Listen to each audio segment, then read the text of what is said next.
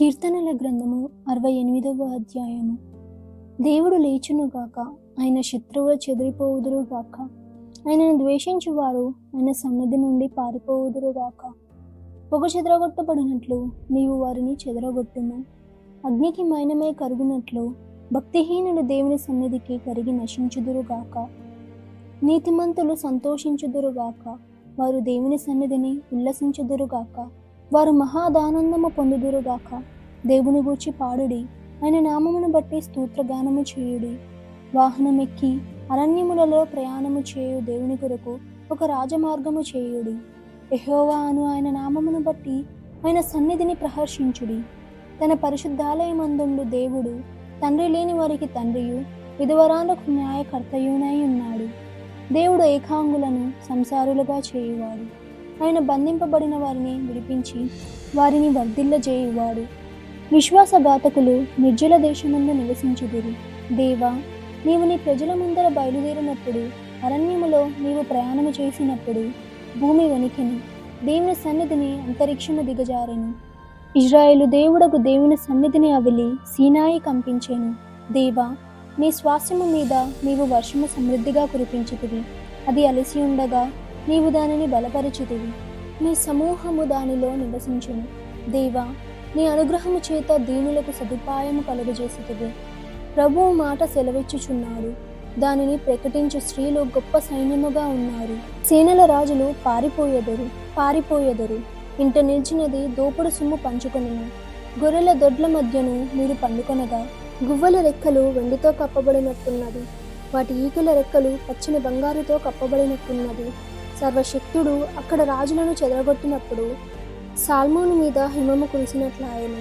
బాషాను పర్వతము దేవా పర్వతము, బాషాను పర్వతము శిఖరముగల పర్వతములారా, దేవుడి నివాసముగా కోరుకున్న కొండను మీరేలా ఓరచూపులు చూచుచున్నారు? యెహోవా నిత్యము అందులోనే నివసించును. దేవుని రథములు సహస్రములు ప్రభువు వాటిలోనున్నాడు. సినాయి పరిశుద్ధమైనట్టు ఆ కొండ పరిశుద్ధమాయెను. నీవు ఆరోహణమైతివి, పట్టబడిన వారిని చెరపట్టుకొని పోతివి. మనుషుల చేత నీవు కానుకలు తీసుకుని ఉన్నావు. యెహోవా అను దేవుడు అక్కడ నివసించినట్లు విశ్వాసఘాతకుల చేత సహితము నీవు కానుకలు తీసుకుని ఉన్నావు.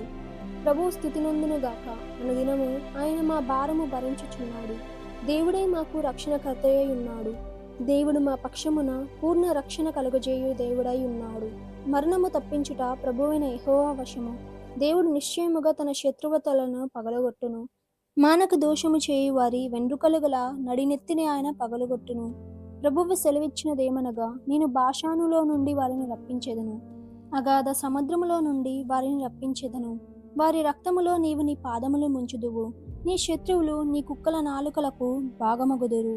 దేవా, నీ గమనమును పరిశుద్ధ స్థలమునకు పోవు నా రాజగు దేవుని గమనమును వారు చూచి ఉన్నారు. చుట్టునకు కన్యకలు తంబూరలు వాయించుచుండగా కీర్తనలు పాడువారు ముందర నడిచిరి. తంతి వాద్యములు వాయించువారు వెనుక వచ్చెదరు. సమాజములలో దేవుని స్తుతించుడి. ఇశ్రాయేలులో నుండి ఉద్భవించిన వారిలారా, ప్రభువును స్తుతించుడి. కనిష్ఠుడగు బెన్యామీను అను వారి ఏలిక అచ్చటనున్నాడు. యూదా అధిపతుల పరివారి ముచ్చట నున్నది. జెబూలును అధిపతులను, నఫ్తలి అధిపతులను ఉన్నారు. నీ దేవుడు నీకు బలము కలగ నియమించి ఉన్నాడు. దేవా, నీవు మా కొరకు చేసిన దానిని బలపరచుము. యెరూషలేములోని నీ ఆలయమును బట్టి రాజులు నీ యొద్దకు కానుకలు తెచ్చెదరు. వెల్లులోని మృగమును, ఆబోతుల గుంపును, దూడల వంటి జనములను లొంగి వెండి కడ్డీలను తెచ్చినట్లుగా వాటిని గద్దింపుము. కలహ ప్రియులను ఆయన చెదరగొట్టి ఉన్నాడు. ఐగుప్తులో నుండి ప్రధానులు వచ్చెదరు. కూషీయులు దేవుని తట తమ చేతులు చాచుకొని పరిగెత్తి వచ్చెదరు. భూరాజ్యములారా, దేవుని గూర్చి పాడుడి, ప్రభువుని కీర్తించుడి. అనాదిగానున్న ఆకాశ వాహనం ఎక్కువానిని కీర్తించుడి. ఆయన తన స్వరము వినబడజేయును, అది బలమైన స్వరము. దేవునికి బలాతిశయము ఆరోపించుడి. మహిమోన్నతుడై ఆయన ఇశ్రాయేలు మీద ఏలుచున్నాడు. అంతరిక్షమున ఆయన బలాతిశయమున్నది. తన పరిశుద్ధ స్థలములలో దేవుడు భీకరుడు. ఇజ్రాయేలు దేవుడే తన ప్రజలకు బలా పరాక్రమములను అనుగ్రహించుచున్నాడు. దేవుడు స్తుతి నొందునుగాక.